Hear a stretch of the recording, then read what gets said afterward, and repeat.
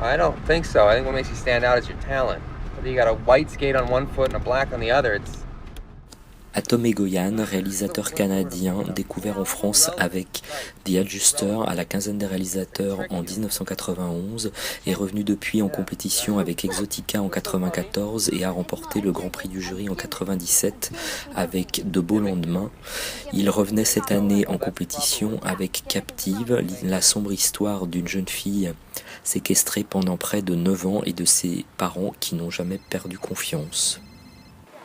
Atom Egoyan déploie le fil de son histoire avec précision grâce à un montage habile qui mélange 3 temporalités et il réussit ainsi à maintenir un certain suspense.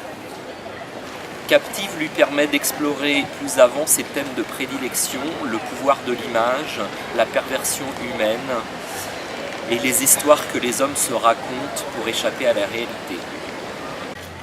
Comme dans De beaux lendemains où il tissait sa toile autour du joueur de flûte, il exploite ici la légende de la petite souris et le conte du petit pousset. Il nous livre au final un film assez envoûtant mais qui n'échappe pas à certaines facilités sur la fin.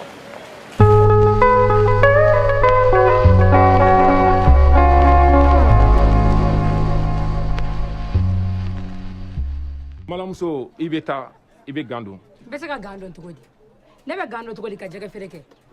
Ibe gando tugodi ka jita ki ba funfu jega. Timbuktu, le nouveau film du cinéaste mauritanien Abderrahmane Sissako, nous emmène à Tombouctou, qui est au Mali, qui est tombé sous le diktat de la police islamique, qui impose sa charia en interdisant tout loisir, musique, chant, jouer au foot avec un ballon, mais aussi oblige les femmes à se couvrir jusqu'au bout des doigts. Dans cette ville meurtrie par tant de pression se croisent plusieurs personnages. Babou, la femme un peu folle, mais du coup qu'aucun islamique ne voudra déranger. Une jeune fille qui a le malheur de téléphoner sous son voile.